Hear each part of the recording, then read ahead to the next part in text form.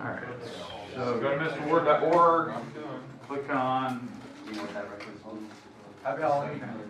Happy Halloween. Alex up to see Perfect. So that worksheet is working. So the property sheet looks good. What about the worksheet 2.6? Yep, that's good. It looks good. We got a confirmation. Seconds. Oh yeah, they're all there. Perfect. I fixed it. Yeah, it was the ones that contained anything with a fraction bar. It was like, nope, not going to display it, which was weird. Okay, so confirmed worksheet is working, so you can go pick. Ms. Mullins, welcome back. All we did yesterday is we reviewed the properties. We did a couple examples of doing proofs and stuff, and we had a worksheet. Keep in mind, so you can go to my website and check that out. I would recommend definitely watching the video, which I think we don't have. So, all right. But today we are going to just take a few notes. We're going to be talking about proving items, but in geometry, right? Because you guys have been up to this point, like pretty much since last Tuesday, we've discussed, how to prove algebra problems. But we're in geometry class, so how do we apply it? That's what we're going to look at today. So goals today. Let's do a quick review of the properties, because you're going to need them today, because that's the whole goal is to try to tie in algebra to geometry. Because that was what a lot of people struggle with.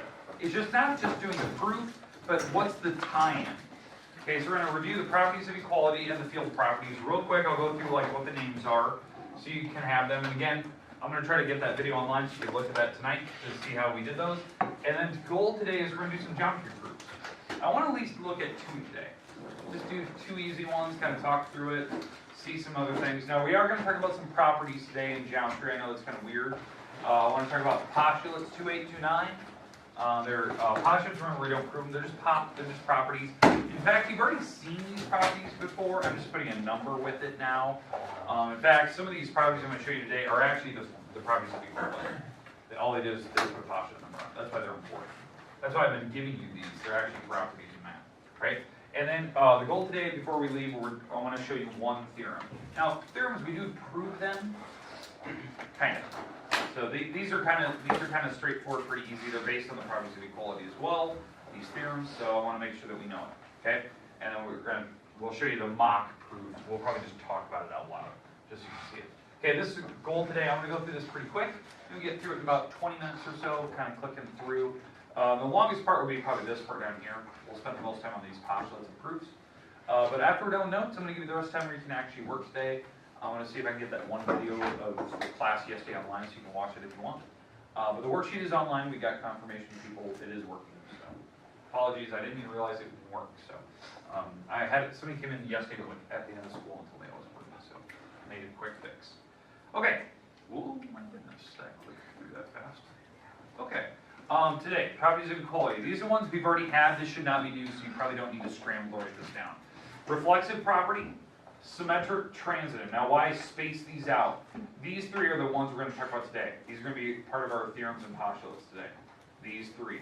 Remember, reflexive is when you set something equal to itself. Symmetric is when you take an algebraic equation and you flip it around all the way, like right and left side flip. Transitive is when you have multiple equations and they're all related. The last ones are the ones you have to do on the homework. These four. You had to add both sides, multiply both sides, divide both sides, that type of thing. Okay, and then solve. That's what you're doing. That's like your first line. Remember, those algebraic proofs take 4 lines. Typically, 4 lines to get rid of one number. Okay, and this is the first property. It's got to be one of these 4. Okay? All right, the other properties were the field properties. We had substitution or closure, whatever you want to call it. We had commutative property. That's where you can move individual numbers around. I don't think you had too many of those. You shouldn't have commutative on your homework, the worksheet. Associative, you possibly could get a distribution problem if you pick one of those. But the identities, you definitely will have. Right? You're going to at some point have to add 0, that's additive identity, or at some point you'll have to multiply by 1. Because it's this is usually the last line of your proofs on algebra. Now before that is usually the inverses. You had a property of opposites, you added numbers to make 0, or you subtracted numbers to make 0. Or you divided numbers, you divide numbers and they made 1. That's reciprocal. So after you do one of these, typically it's one of these two. So that's how it works. It's always property equality, substitution, then it's an inverse and an identity. Now there is, I think, one problem where there's a parenthesis, I believe. You could potentially do disunion. There's a way to get around that. But there you go. So these are the main properties that you basically had to use these to actually solve your algebra problems. Now the goal today, obviously, is we've already went through this stuff, right? We've done it for 3 or 4 days in a row, but can we use it to show a geometry proof? That's what I want to talk about today. So let me give you an example here today. So a geometry proof. Something like, so we're going to write a 2-column proof, but we're going to use some algebra in the middle of a geometry problem. This is a perfect example. Okay, so they gave me some information. So this is a given that AB, the wall AB, the segment is congruent to the segment A to C. So these 2 sticks are the same size. In fact, I'm going to make that little marked. So they gave me that. This side and this side are the same. AB and AC are congruent. The goal is to prove that x is 4. X is equal to 4. That would make those things work. Okay? And that would be the only number that would work. That's what we're going to try to show. So it's actually applying algebra to a geometry problem. That's why we did it. Right? So let's start with the proof. So we're going to do a 2-column proof. So how this always works, we always put a statement on one side, and we put a reason on the other. That's a 2-column proof. So over here we do some of the math. Over here we put the property names. That's a 2-column proof. Okay, it's the one that we traditionally do in geometry. Now I'm going to go through this pretty quick, just so you can see kind of the style. And if you want another one, I got a couple more on the slides, so we can actually try out some other ones. But I thought this is a perfect example. Like, this is where we would actually use this stuff. I think it's pretty straightforward. Okay, first line. How do you always start proofs? What about you given? You write what you're given. So line number 1, we are given this, the if part, the hypothesis. AB is congruent to A to C. Okay, and that reason is that's our given. You always have to write the given first. Don't write what we're trying to prove. We're trying to show in the very end, the last step, the very last step, we're trying to show that somehow x is equal to 4. That's what we're going to try to show in the very, very, very end. But we have some work in the middle to do. Okay, now line number 2. Line number 2 in geometry for a proof is always reserved for rewriting what this means. Like, what does that mean? Well, having the segment AB congruent to AC, that means the lengths. So if I were to actually measure AB, like if you leave the bar off, that means I actually measured it with a ruler. That length is equal to A to C. And the reason why, this is the definition of congruent. That congruent means they're equal in size, shape, and measure. Well, if I leave the little bar off, that means I've measured it. So that's what it means. That's what congruent means. But that doesn't mean a lot unless you actually look at the picture. What is the length of A to B? What is the length of A to B over there? 3x plus 15. Perfect. 3x plus 15. Okay? What's the length of AC? 5x plus 5x plus 7.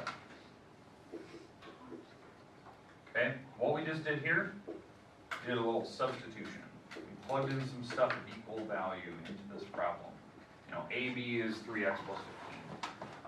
5x plus 7 is the AC part. So I plug those in. Those are substitutions. I substitute things of equal value in here and here. Now, all I have to do is some simple math.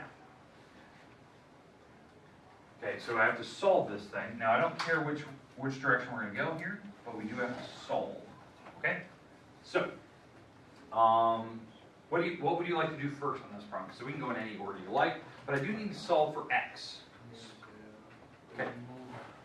Well, we need to get things to both sides, right? So I got to move some stuff around. To do that correctly, we probably need to subtract or add numbers to both sides. So let's subtract the 15 to the other side, and let's subtract the 5x to the other side. So what I'm doing is I'm moving the 5x over here, basically I'm moving the 15 over here. But what I'm actually doing here, this is step number 4. That is the subtraction property of equality.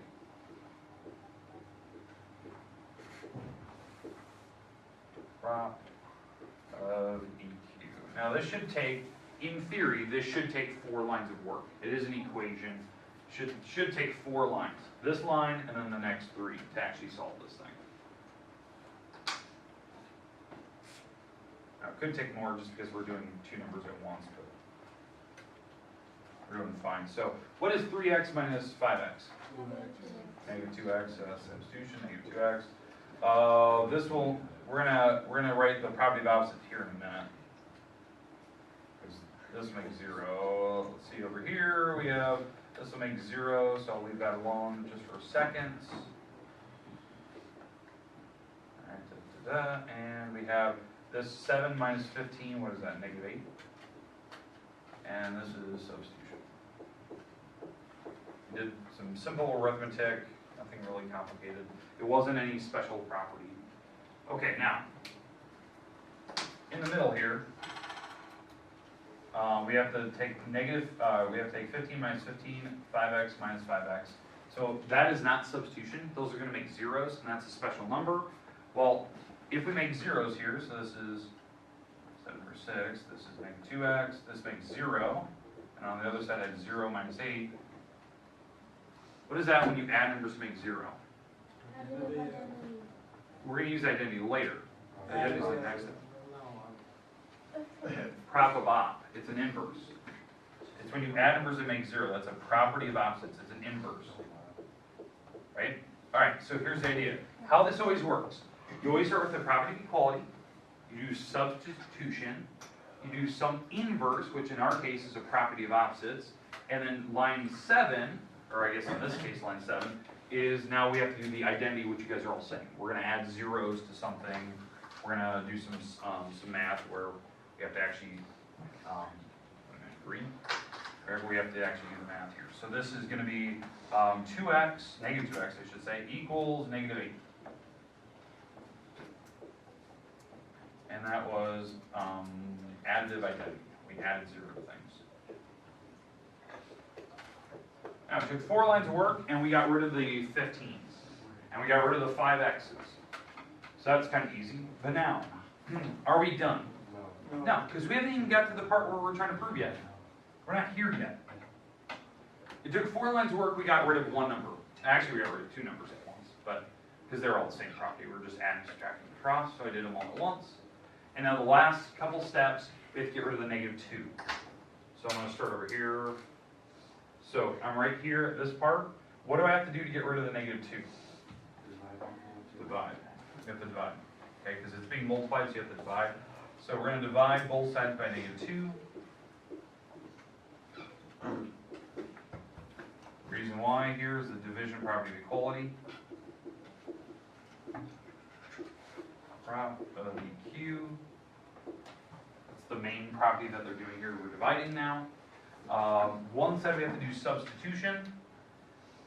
So line number 9 over here, I have to do substitution. That makes 4. The other side, I'm going to leave this alone.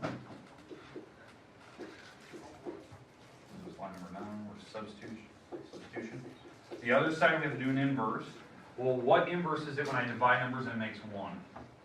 One of the inverses. Not an identity. Inverse. Which inverse? There's only 2. It's prop of op or reciprocal? Reciprocal. Okay, number 10. This makes 1. That's a reciprocal. And the last line here, which is going to be my final line, this is the dot, dot, dot line. Dot, dot, dot, x equals 4. And the reason why? I did identity, I multiplied by 1.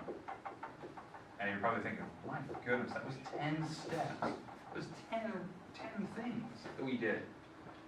Well, here's the thing. If you think back to what we did yesterday, what we did in class, when we were talking about that worksheet, right?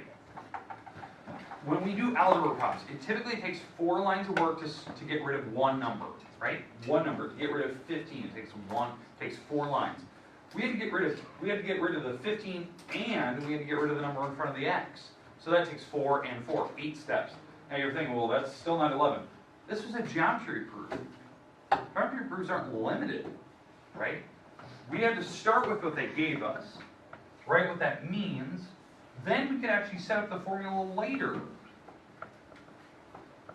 And then we can do all the algebra after that. Now, there's a couple things I did skip, but I mean, these are the main lines of what we're doing here. Remember, when you do an algebraic problem, this is the best way to look at it. An algebraic equation, you start with the property of equality first. You always do substitution on one side. You do some type of inverse. There's only two inverses. There's reciprocal or prop of op, and then you have to finish with an identity. That's the order you always go in. That's what we talked about yesterday, if you actually watched the video of that. It's always 4 lines of work. We just had to do it twice because there was 2 things we had to do. We had to get rid of 15 and the number in front of x. And yes, it did work out where x is 4. This is a perfect example of why we do the algebra stuff. We are proving without a doubt that your x is a 4 by using simple algebra in the middle of a geometry problem. Now, would I ever put something like that in the test? That's a little long. I probably would never do something like that. Something a lot shorter. Maybe something that only had 1 step. Now where you're just getting rid of the 4 and it takes 4 lines of work. Okay, questions, comments?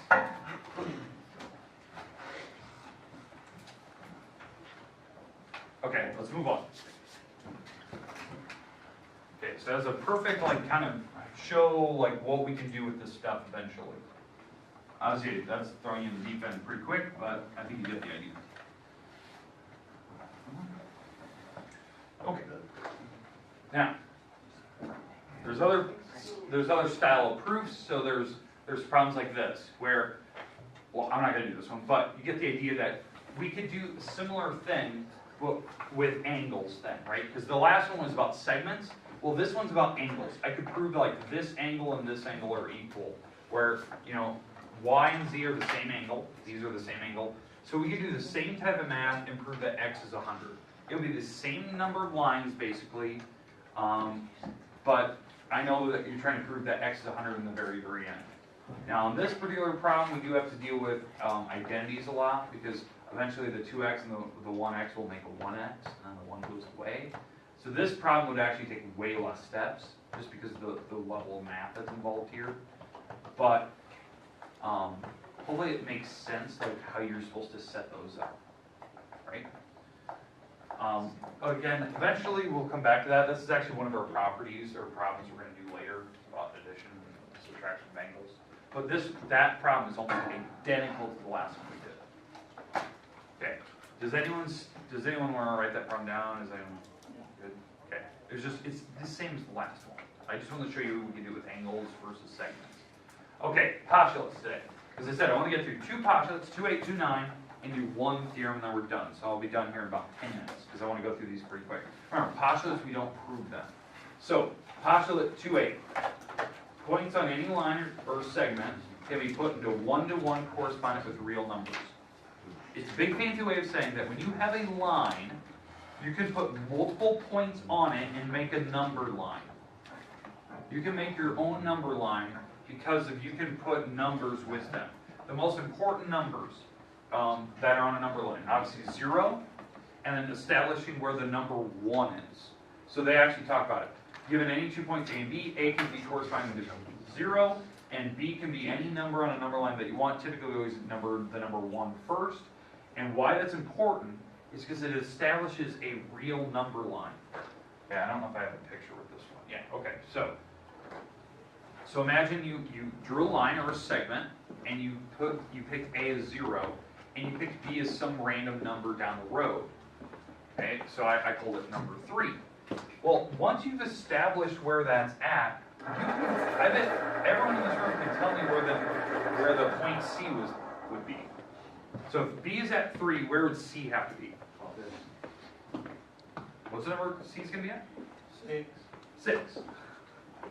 6. It's got to be at 6. The reason why is it's every 3 numbers. They established the space in between numbers with the first 2. So basically every 3 inches, it'll be the next letter. So C will be at 6, and then D would be at 9. E would be at 12, if that's what you were saying earlier. Okay. So, but that's the idea. You can establish where the other points are by just having the first 2. And I didn't even care. I didn't even tell you. B could have been negative for all I care. but you can establish where the number line goes. Now this postulate actually has a name. This actually has a name. It is called the ruler postulate. Okay, put the name at the top, yeah. It's called the ruler postulate. It's how they actually established a ruler for the first time. I always think it's really, really odd when you think about like objects we use every day, like a ruler. Who established the length of a ruler? No idea. Why did they pick 12 inches? No idea. We just use it. Like it's this weird little like things that you don't really think about every day that you're like, yeah, why is a ruler that long? It makes no sense. So those are like little things that I'll attach to my website too. I'll put a little history of like the ruler behind this so you can kind of see it.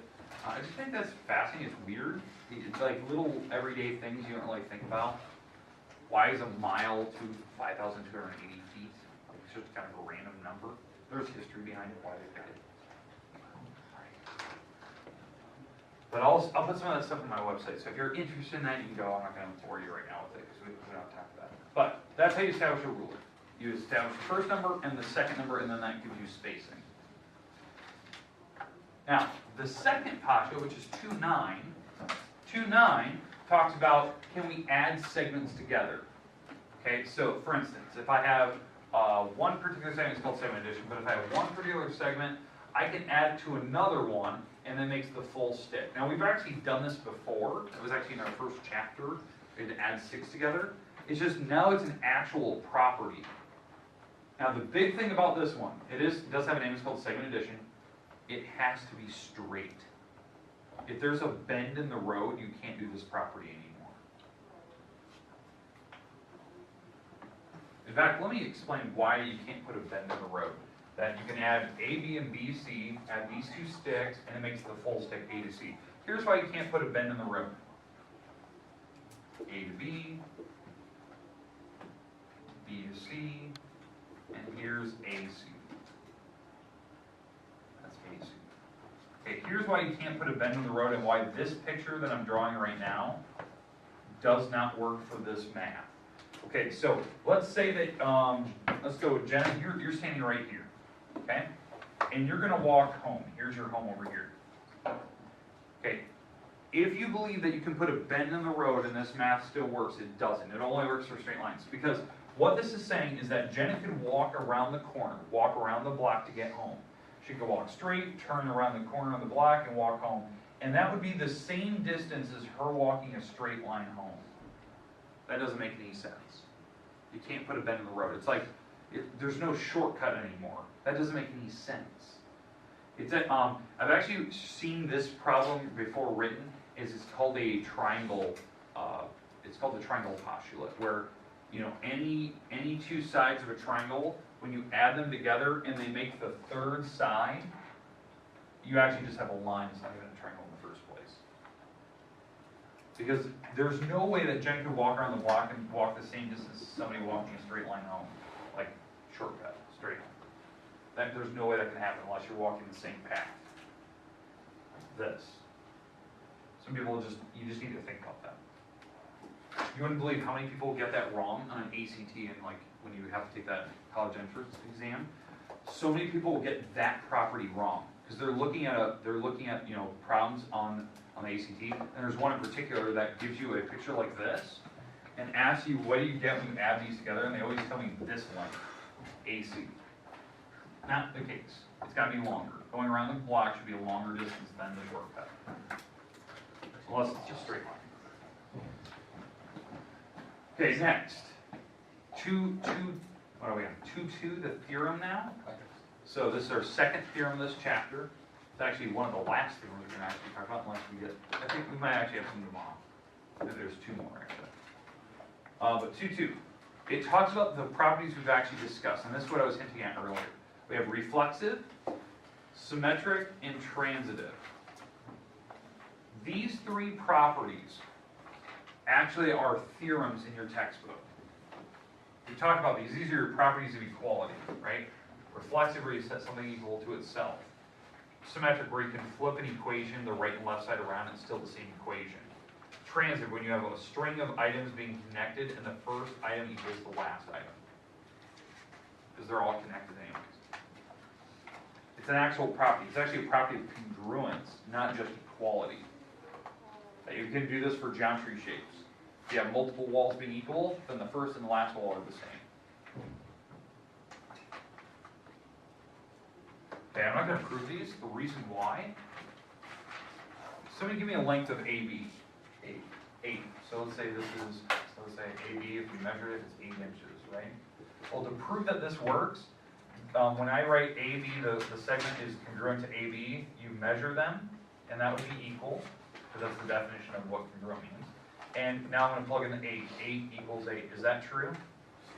You proved it in like 2 lines. Definition of congruent, I can write the measurements are the same, and I substituted in the values, and yet they're still equal. So it is true. I can't plug in any numbers that would make that false. So that's how you prove them. You just use numbers, plug them in. They're pretty straightforward. Okay, homework today. Just because I want to give you some time today to work on it, about 15 minutes or so. Worksheet 2.6. I also gave you the study guide. It's on the website, so you can go check that out. That's due Thursday this week. Make sure you're working on that. Remember, on that worksheet, you're going to the back page, 6 through 15, and you're going to pick 5 of them and prove it. Like, prove what your final answer is. So show me all the work to solve for x. You have to pick 5. Put it on a separate sheet of paper. Just make sure you're writing down which ones you picked. And you do have to show all the work and all the property names. That's why I gave you the property sheet right below it on my website. Question? Can you go back to the last slide? Yeah, I'll go back. So, remember, so that's your homework today. Worksheet 2.6, pick 5 on the back side. 6 through 15, you have to pick 5.